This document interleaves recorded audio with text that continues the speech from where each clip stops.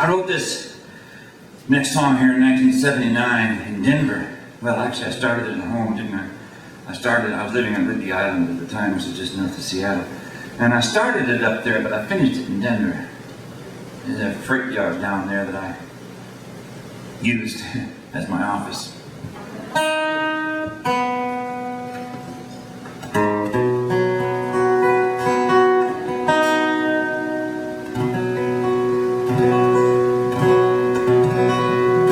It was a story that I wanted to tell, a story that comes from South Dakota, from Pine Ridge, where the Oglala Lakota people live. And it was a story about a woman named Mae Aquash. Mae was Micmac. She came from what is now called Nova Scotia. I mean, everywhere we live used to be called something else, didn't it? And she came down to America. She went to Boston first. And she went through what a lot of young, indigenous people would go through when they go to the big city. And then she met some people from the American Indian movement, which was new at the time. We're talking like 71, 72. And the movement's, one of its main, it had a couple of thrusts to it, main things it wanted to do. One was to help indigenous people revitalize their consciousness, their self-consciousness, their sense of self, and who they are, where they came from. And that helps a lot when you're lost and wandering around and having trouble in your life. And another thing that they wanted to do, which had to do with that first thing, was to try to get the American government to live up to its treaty obligations, which is not all that easy to do, and historically has proved to be not all that easy to do, and even dangerous sometimes. And Mae fell in with them, and she got excited about what they were trying to do, and she began to participate. And people liked her a lot. She was good with people. She was friendly. She was smart. She was strong. She was positive. She would not stop. You couldn't stop her. People liked her. She made an impact. And she was out there, Wounded Knee, in 1973, out there in the Pine Ridge area. And following Wounded Knee, things got dangerous for some of those people. They were targeted by various law enforcement agencies. I call them flaw enforcement agencies, whose job was to basically keep things the same so that they wouldn't change in the way that some of those people were trying to get them to change. And so Mae was targeted along with some other people. And in 1976, she was killed. And it was a story I wanted to tell because she had meant so much to those people, and I had been out there and I'd known some of them. I never met Mae, but I knew some of her personal friends. And so I took this melody, an old bluegrass melody, and I kind of changed it around a little bit, slowed it down, and I wrote an instrumental bridge onto it, and then I wanted to write the words to fit onto that melody, which sometimes is difficult to do, at least for me, to write words onto a melody. So it was in Denver, and I can still remember the dust. And there was an event that night in Denver, and it was an AIM event, an American Indian Movement event, and I sang the song for the first time there at that event, not looking at anybody, because if I did, I wouldn't be able to remember what the next verse was, and there were people in the audience who had known her. And when you write a song about somebody who was real that other people knew and you didn't, and you sing it in front of those people, it can be a little unsettling. So anyway, I'll sing it for you now. It's called Mae.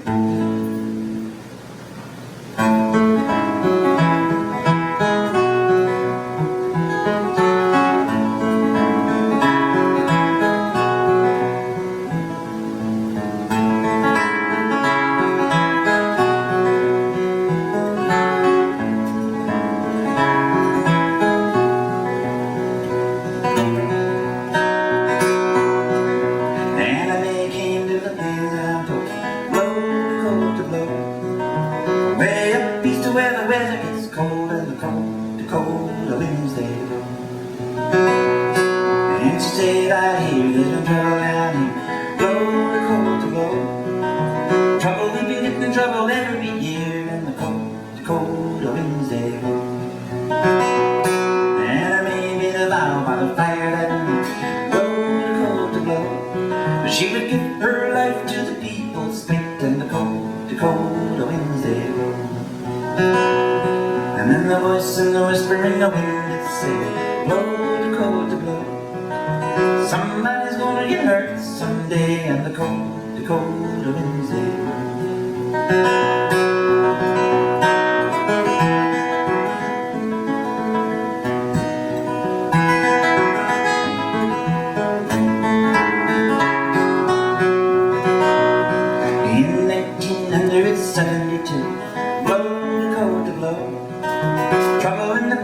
the settlement grew, and the cold winds they blow. And in 1873, cold to blow, the trouble exploded at Wounded Knee, and the cold winds they blow.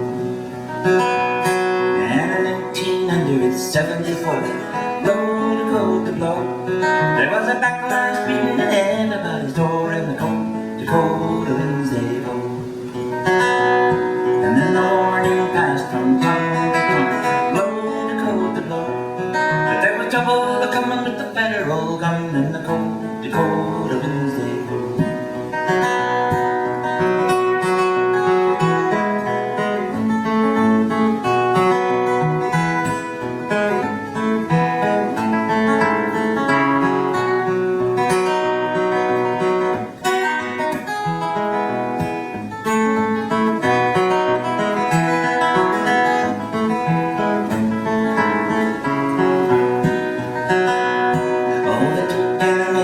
Jail one day, blow to blow, but that's exactly why they never would say, but the cold winds they blow. Well, they want some facts and they want some names, blow to blow. Oh, but anime wouldn't tell them a thing, but the cold winds they blow. She said, you can kill me dead, or you can lock me away, blow to blow, 'cause that's what you're gonna be doing anyway, and the cold winds they blow. And they said, alright, you're free to go, blow to blow, but just don't say we never warned you so, and the cold winds they blow.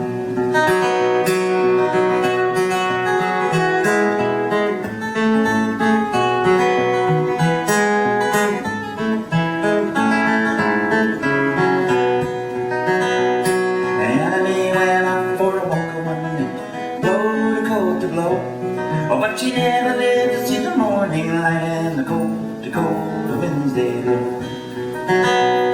Oh, it's a mystery, I heard it said, blow to blow. How did they die with the bullet in your head, and the cold winds they blow.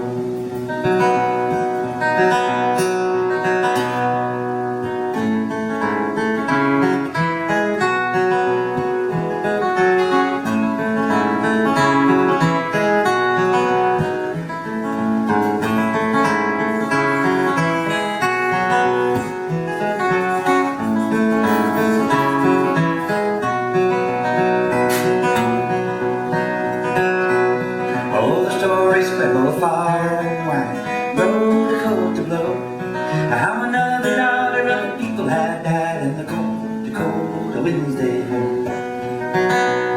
And the people came from many miles, blow to blow, to lay her away in traditional style, while the cold winds blow. And the song upon the drum was sung, blow to blow, and the sky covered over, and a storm did come with the cold winds that blow. And the voice of the howling winds did say, blow to blow, somebody's gonna pay someday for the cold winds that